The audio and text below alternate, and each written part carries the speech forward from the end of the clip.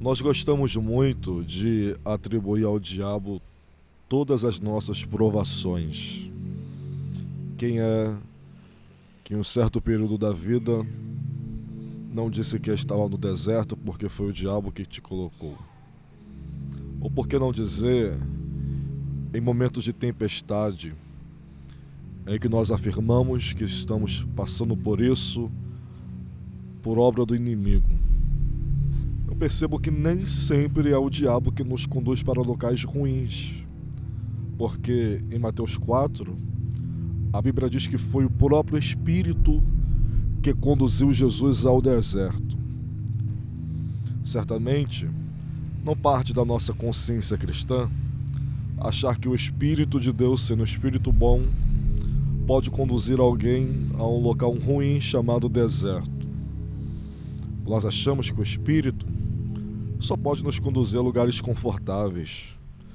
Nós achamos que o Espírito só pode nos conduzir a lugares prazerosos. Então eu aprendo que nem sempre todas as provações são oriundas do diabo.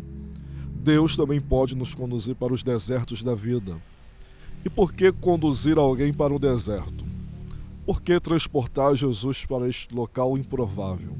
Por que não conduzir Jesus para um banquete? Por que não conduzir Jesus para um palácio? Por que conduzir Jesus para um local bom? Perceba que tanto Jesus como o profeta Ezequiel não reclamaram com Deus acerca do local em que Deus o colocou. Jesus não disse, me retira do deserto. O profeta Ezequiel não disse, me retira do vale. Por quê? Porque se você olhar para a Bíblia, você vai perceber comigo que Jesus aproveitou a oportunidade dentro do deserto e jejuou durante 40 dias e 40 noites.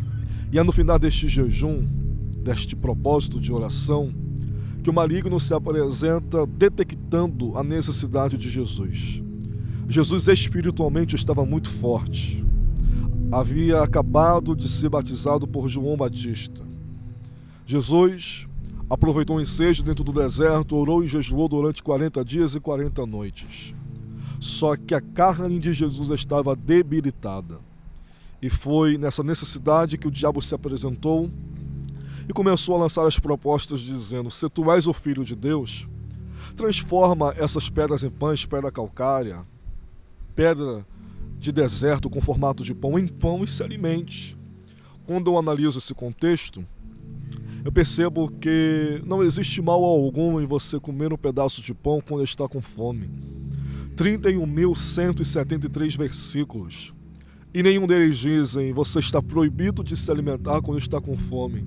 Todavia, Jesus respondeu da seguinte maneira para o diabo, nem só de pão viverá o homem, mas de toda palavra que procede da boca de Deus. Quando olho para isso, eu fico a me perguntar por que Jesus não aceitou, já que não existia pecado em comer pão.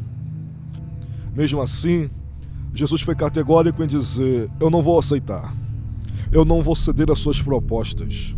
Jesus, em outras palavras, quando falou para o diabo que nem só de pão viveria um homem, ele estava dizendo, Satanás, eu morro de fome se preciso for, mas eu não vou comer do prato do diabo de jeito nenhum. Quem dera fosse, se nessa época pós-moderna Deus levantasse pessoas assim. Porque pregador já tem muito, cantores existem demais. O que Deus precisa levantar nesses últimos dias é uma geração que não come do prato do diabo de jeito nenhum. Mas Lucas, não existe pecado em comer pão, não existe. Mas se é esse pão que o diabo que está te oferecendo, não coma. Porque aparentemente quando você come do pão do diabo, não causa dano algum. A sua agenda ainda continua grande, a tua conta bancária ainda continua gorda. Não existe nenhum mal aparentemente para quem come do pão do diabo. Mas quando você come do pão dele, no mundo espiritual, você cria um vínculo com ele, uma aliança com ele. Talvez seja por isso que tem pessoas que têm 40 anos de crente e não conseguiu desenvolver ainda. É porque alguns anos atrás, Aceitaram o pão do diabo e o diabo criou um vínculo com ele, uma aliança com essa pessoa. Jesus está me ensinando: Satanás, o teu pão que você me oferece, de fato, ia saciar as minhas necessidades temporariamente. Porque o diabo tem o poder de preencher algumas necessidades temporariamente. Mas o diabo não tem o poder de preencher todas as nossas necessidades. Deus quer quebrar toda aliança, todo pacto. Para que isto aconteça, você tem que fazer como Jesus fez. Eu não vou ficar, Satanás, com a sua proposta, não vou ceder às suas tentações e nem tampouco comer do seu pão. Por que isso? Porque se você analisar o contexto, você vai perceber que o propósito do diabo não era tão somente de alimentar Jesus. O propósito do diabo era colocar em dúvida a identidade de Jesus, dizendo: Jesus, se tu és o Filho de Deus, transforma essas pedras em pães e se alimente. O diabo quer que Jesus o prove que realmente ele é o Filho de Deus. Mas o interessante é que a resposta de Jesus foi tão somente concernente ao comer pão. Você não vai ver, em hipótese alguma, Jesus tentando provar para o diabo que realmente ele é o Filho de Deus. Jesus não se preocupa em descer de nível para discutir com o diabo. Sabe por quê? Porque todas as vezes que você descer de nível para discutir com alguém, o único prejudicado será você. Porque o teu inimigo não tem nada para perder. Tudo que ele tem para perder, ele já perdeu. Mas você não. Você tem caráter, tem reputação, tem ministério, tem família, tem dignidade. E o diabo está insatisfeito com isso. E se ele não tem, ele quer que você também não tenha. Todavia, Jesus está me ensinando: eu estou proibido de descer de nível para discutir com o diabo. O nível do diabo é tão baixo, mas tão baixo, que você pode estar no deserto, mas você continua por cima. O nível do diabo é tão baixo, que você está na tempestade, mas você continua por cima. E o diabo não está satisfeito com isso. E já diz o ditado popular que quem discute com o cachorro é porque aprendeu a latir. Deus não levantou canil. Você não é cachorro nem cadela. Deus levantou um reino.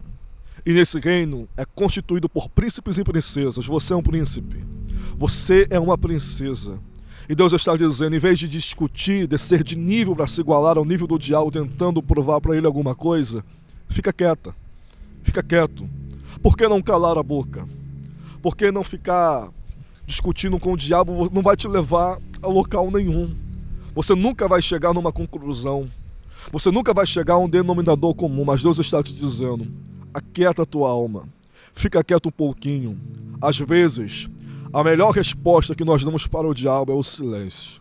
Quando ele te afrontar, silêncio. Deixa que o Deus Todo-Poderoso vai guerrear por você. Afinal de contas, foi ele que disse, você é o meu filho.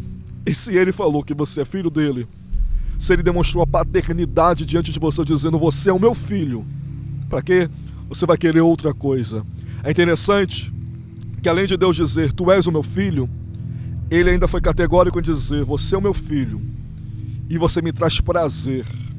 Todos querem ser filhos de Deus, mas nem todos querem trazer prazer para Deus. Todo mundo é filho. Basta aceitar Jesus, tornou-se filho. Filho por adoção, filho por herança. Mas nem todos os filhos de Deus têm trago prazer para Ele. Eu quero chegar a um nível de intimidade com Deus onde o dinheiro seja pouco. Eu quero chegar no nível de intimidade com Deus onde os aplausos sejam pouco. Lucas, aonde você quer chegar? Eu quero chegar no nível com Deus ao ponto de o próprio Deus sentir prazer em mim. Sentir prazer na minha caminhada, na minha conduta, nos meus pensamentos. Porque o outro sim é as pessoas que vivem dentro da igreja e aparentemente vivem uma vida espiritual elevada. Mas por dentro são sepulcros caiados. Todo sepulcro, o que predomina-se por dentro é a morte. Tem nome de que vive, mas está morto. Eu não quero isso. Eu quero ser filho de Deus, mas também tenho que causar prazer em Deus. Que você fique com essa palavra. Acredite. Você vai deixar de ser filho, apenas filho.